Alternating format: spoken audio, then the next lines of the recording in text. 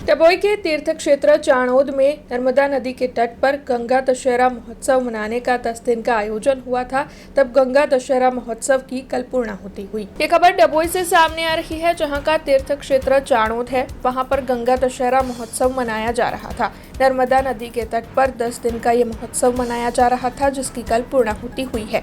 तब महोत्सव के अंतिम दिन पर राज्य के शिक्षा मंत्री कुबेर भाई डिंडोर, विधायक शैलेश मेहता समेत के कई राजनीतिक अग्रणी और हजारों भाविक भक्त वहां पर पहुंचे थे।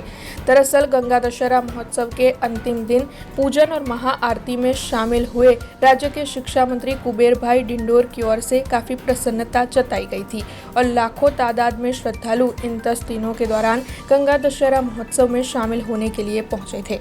आ सनातन हिंदू संस्कृतिનું આસ્થાનું કેન્દ્ર છે। જ્યારે કહેવાય છે કે ગંગામાં સ્નાન કરવાથી પાપોનું દૂર થાય છે, તાપીમાં તર્પણ કરવાથી પાપોનું દૂષણ થાય છે અને અહીંયા નર્મદા મૈયાના માત્ર દર્શન કરવાથી પાપોનું હરણ થાય છે, એવો આ ચાણોદનું આ ધામ છે। અહીંયા તર્પણ આપણા પૂર્વજો બધા જ એના તર્પણ કરવા માટે પણ અમારા આદિવાસી સમાજના અને જનરલી બધા જ હિન્દુ સમાજના વડીલો અહીં આવતા હોય છે। આજે આ ચાણોદ મુકામે 10 દિવસીય જે પર્વ ગંગા દશરાનું ધામધૂમથી જે ઉજવણી થઈ અને દરરોજ સાંજે અહીંયા આ ગંગા દશરાની આરતી જે થઈ એમાં આપણા અબાલ વૃદ્ધ વડીલો જે ધર્મપ્રેમી, પ્રજાપ્રેમી, કલાપ્રેમી, સંસ્કૃતિપ્રેમી મારા બધા જ ધર્મપ્રેમી લોકો એમાં સહર્ષ ભાગ લીધો છે। આજે પણ મોટી સંખ્યામાં બધા વડીલો અહીં ઉપસ્થિત રહ્યા અને આજે છેલ્લો અંતિમ દિવસ હતો।